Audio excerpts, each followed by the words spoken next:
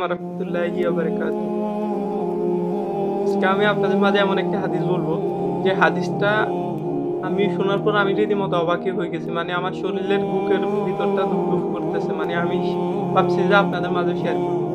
হুজুর পাক ইরশাদ করেন, এক হাদিসে বলেন, আমাদের জনপ্রিয় এক হাদিস বক্তা জনাব আনিসুর রহমান আশরাফি সাহেব বলছেন, জাহান্নামের, এটা হাদিসও আছে, আমি উনার মুখ থেকে শুনছি, আশরাফি সাহেবের মুখ থেকে।